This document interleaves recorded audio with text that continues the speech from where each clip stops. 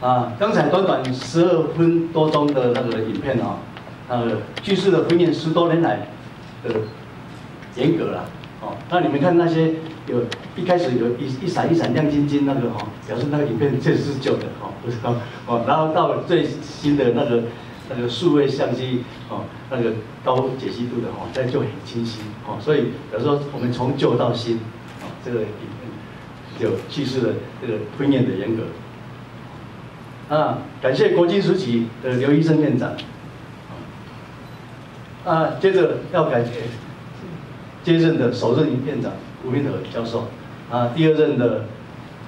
那个林任网教授，他们在婚宴的这个实地这个工作的辛劳。这期间来自学校高翔校长、赖明少校长以及黄文校长，在学校方面非常坚定的政策性的支撑，那再加上过去10年来总院承接的陈志宏教授，他是那个学校把这个包袱丢给他，他是不得不接受了，不过他后来的我们的李炳文教授，还有现任的院长杨金耀教授，来自总院的实地的参与经营，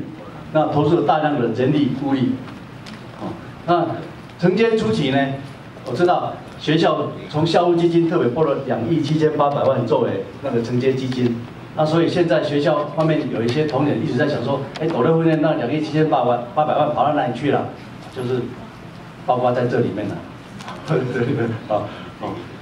因为这个你假如没有这些投注的那个新的建设的话应该是在这种云岭地区有台大婚宴早就来经营了我们在刚刚那个林瑞火教授也讲说我们是假如没有再投入大量的人力物力的话，我们是很难经营的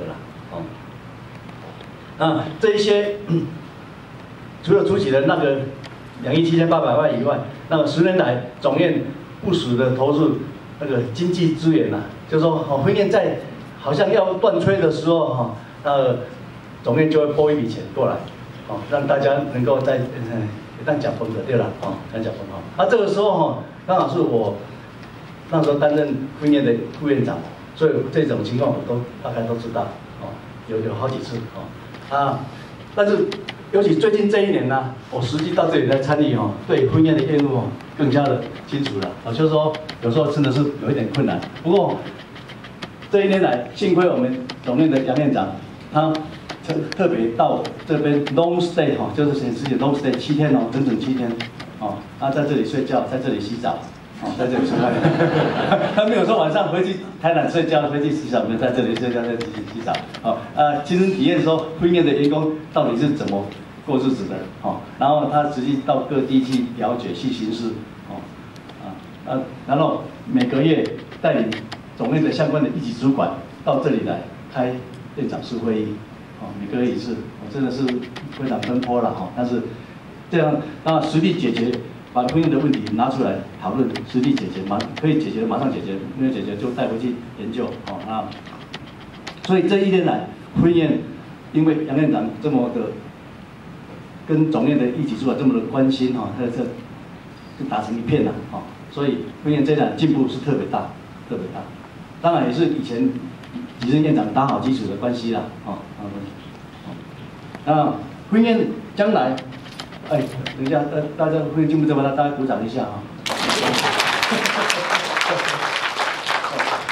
婚宴未来的10年，一定还会再积极扮演好地区医院的角色，然后配合政府的公共政策，在急性的医疗以及基层医疗，我们还会继续加强我们的业务，然后努力推动社区医疗，落实偏乡医疗，然后整合老人的照顾的那个流程，以及精神科的全人照护，这个都是今后发展的重点。当然，我们也要努力落实本院的2大愿景之一，就是说，让本院成为同仁最理想的工作环境。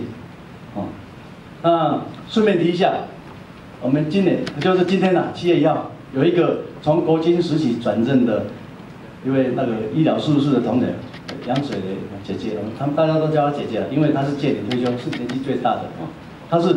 第一位在这个婚宴土产的那个退休的届龄员工。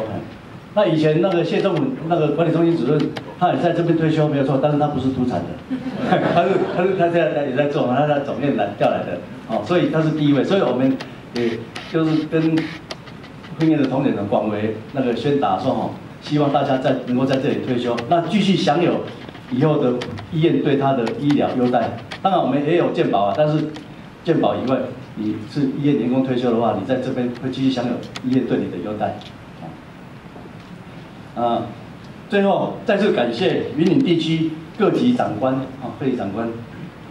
乡亲以及有院的院长包括台大那个弱势啦，还有中国啦还有就不一上面的还有那个张基啦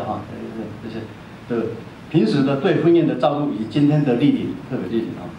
那希望以后在不吝对斗六婚宴继续指导，让我们更进步，更符合社会大众的期望。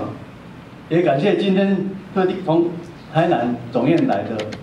一些一级主管与同仁